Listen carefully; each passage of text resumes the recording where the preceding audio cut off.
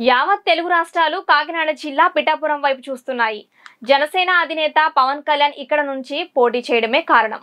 కూటమి అభ్యర్థిగా పవన్ కళ్యాణ్, వైసీపీ తరపున వంగ గీత పోటీ పడుతున్నారు. పవన్ కళ్యాణ్ కు మద్దతుగా సినీ ఇండస్ట్రీ తరలి వస్తుంది. బుల్లితెర నటులు వచ్చేశారు. మెగాస్టార్ రానున్నారన్న ప్రచారం జరుగుతోంది. కానీ వైసీపీ అభ్యర్థి వంగ గీత ఒంటరి పోరాటం చేస్తున్నారు.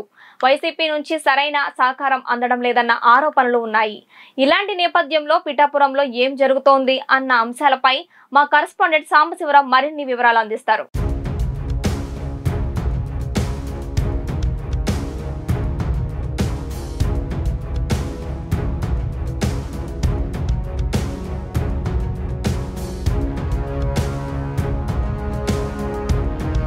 రాష్ట్ర వ్యాప్తంగానే కాదు, రెండు తెలుగు రాష్ట్రాల్లో అందరి చూపు కాకినాడ జిల్లా పిఠాపురం వైపు ఉంది. దీనికి కారణం జనసేన అధినేత పవన్ కళ్యాణ్ ఇక్కడి నుంచి పోటీ చేస్తున్నారు.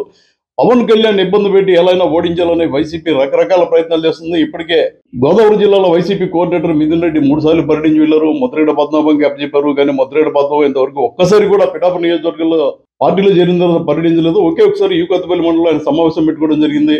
మరోపక్క చంద్రశేఖర్ రెడ్డి, అదేవిధంగా కన్నబాబు సిటీ రూరల్ ఎమ్మెల్యే అక్కడికి వెళ్తారన్నారు. వాళ్ళ ప్రచారంలో వాళ్ళు ఉండిపోయారు. వాళ్ళు వెళ్ళలేని పరిస్థితి.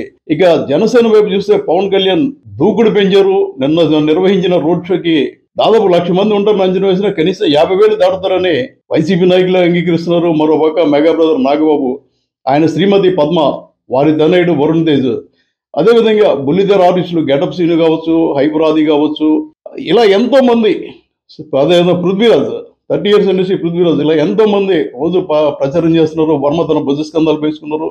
ఇక్కడ రెండు పార్టీలు కూడా మైండ్ గేమ్ ఆడుతున్న ఆరోపణలు ఉన్నాయి. వర్మ వైసీపీలోకి వెళ్ళిపోతుంటే ప్రచారం జరిగితే నేను వైసీపీలోకి వెళ్ళడం కాదు, ముఖ్యమంత్రి జగన్ మా పార్టీలోకి వస్తారంటూ వర్మ తీవ్రంగా కౌంటర్ ఇచ్చారు. అదేవిధంగా ఇవాళ ఉదయం నుంచి దొరబాబు వైసీపీకి రాజీనామా చేస్తున్నారు. ప్రధాని మోడీ సమక్షంలో బీజేపీలో చేరిపోతారంటూ జరిగింది. కొద్దిసేపటికి అది అవాసమైన వైసీపీలో ఉంటారని మళ్ళీ ప్రచారం స్టార్ట్ అయింది. అంటే ఒకరిపై ఒకరు ఎత్తులకు పై ఎత్తులు, అదేవిధంగా ఆరోపణలకు ప్రత్యారోపణలు చేస్తూ మొత్తం మీద రెండు పార్టీల నుంచి మైండ్ గేమ్ జరుగుతుంది. కానీ వాస్తవాలు పరిశీలిస్తే ప్రస్తుతం ఉన్న పరిస్థితుల్లో పవన్ కళ్యాణ్ గెలుపు ఖాయం.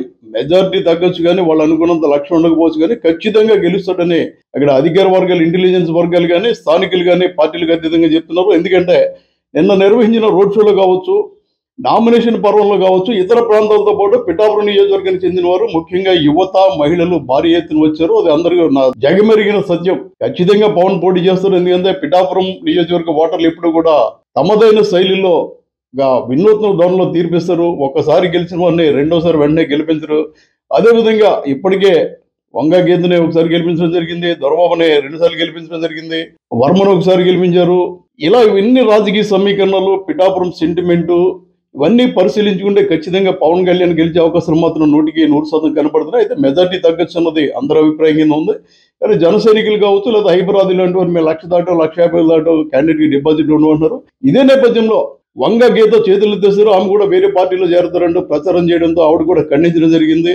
వేరే పార్టీకి వెళ్ళాలని కర్మ లేదు, నేను పోటీలో ఉన్నాను, నాకు మంచి మద్దతు ఉంది. మహిళలు, ఎస్సీ, ఎస్టీ, బీసీ సామాజిక వర్గాలు, పింఛన్ లబ్ధిదారులు, వాలంటీర్లు అంతా మా వైపు ఉన్నారని ఆవిడ కూడా ధీమాగా చెప్తున్నారు. కానీ గీత డేలా పడ్డారు. ఆమెను ఒంటరిని చేసేశారు. ఎందుకంటే ముద్రగడ పద్మనాభం పార్టీలో చేరిపోతే గోదావరి జిల్లాలో కాపు సామాజిక వర్గం ఓటంతా వన్ సైడ్ అయిపోతుంది, ఓటింగ్ వన్ సైడ్ అయిపోతుంది. గోదావరి జిల్లాలో ఎక్కువ సీట్లు సాధిస్తే ఖచ్చితంగా వైసీపీ అధికారంలోకి వస్తుందన్న ఒక టార్గెట్ పెట్టుకుని ఆయన పార్టీలో తీసుకురావడం జరిగింది. ఆయన 1,00,000 నిబంధనలు పెట్టారు. అన్నిటికీ ఒప్పుకున్నారు. మిథున్ రెడ్డి ఆయన ఇంటికి వెళ్ళి మాట్లాడారు. ఈయన ముందు వేలాది మందితో కార్ల రాలితో వెళ్తున్నారు. 10 మందితో వెళ్ళి ముఖ్యమంత్రి జగన్తో కండు వేసుకుని వచ్చారు. ఎందుకంటే ఇక్కడ సెక్యూరిటీ ప్రాబ్లం ఉంటుందని ఆయన వివరణ జరిగింది.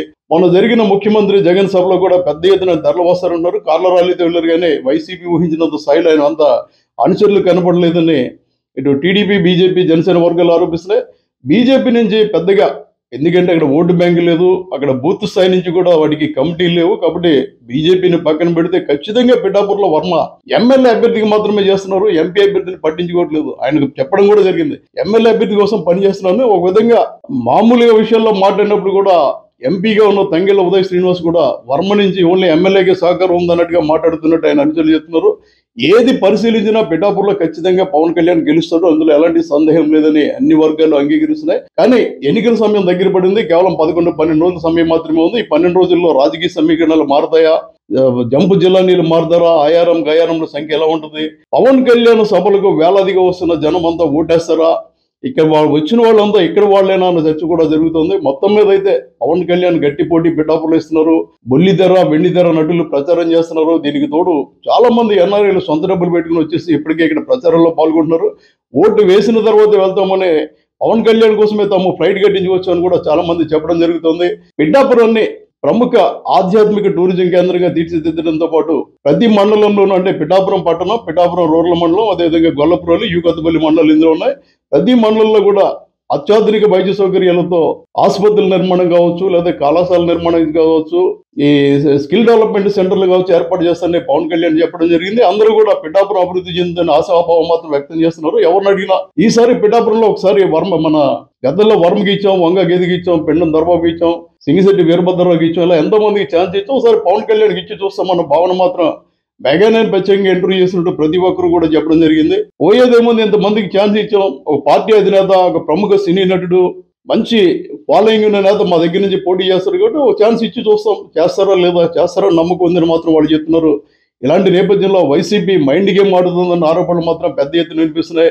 గీత మాత్రం ఒంటరిగానే తిరుగుతున్నారు. దొరబాబు మధ్య మధ్యలో వెళ్తున్నప్పటికీ కేవలం ఆవిడ ఒంటరిగా తిరుగుతున్నారు. ఆవిడ డేలా పడ్డారు.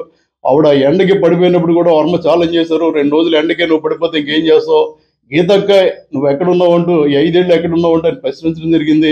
ఏతావాత పరిశీలిస్తే పిఠాపురంలో పవన్ కళ్యాణ్కి జోరు పెరిగింది. పవన్ కళ్యాణ్ స్పీడ్ పెంచారు. మరి రానున్న 5వ తేదీన మెగాస్టార్ చిరంజీవి కూడా ఇక్కడికి వస్తారని చెప్తున్నారు. చిరంజీవి కుటుంబం కూడా వచ్చే అవకాశాలు ఉన్నాయని చెప్తున్నారు. అధికారికంగా జనసేన నుంచి కానీ లేదా పవన్ కళ్యాణ్ కుటుంబం నుంచి కానీ ధృవీకరణ కానప్పటికీ 5వ తేదీన ఖచ్చితంగా పవన్ కళ్యాణ్కి మద్దతుగా చిరంజీవి, రామ్ చరణ్ వస్తారని కూడా చెప్తున్నారు. ఇలాంటి నేపథ్యంలో పవన్ కళ్యాణ్ గెలుపు ఖాయమైందని చెప్తున్నారు. కానీ వైసీపీ నుంచి మాత్రం ఏ ఒక్కరు వంగ గీత ప్రచారంలో పాల్గొనకపోవడం, లోకల్ గా ఉన్న వాళ్ళ మధ్య లోకలోకులు, అదేవిధంగా దొరబాబు నుంచి పూర్తి సహాయ సహకారాలు లేని నేపథ్యంలో ఆవిడ ఒంటరి వారు అయ్యారు. ఆవిడ పర్యటనలో సరిగ్గా తిరగలేకపోతున్నారు. ప్రజల్ని సరైన మద్దతు లేదన్న విషయం కూడా పరిశీలిస్తే ఖచ్చితంగా పిఠాపురంలో పవన్ గెలుస్తాడని డంకా బజాయించి వాళ్ళు చెప్తున్నారు. Back to studio.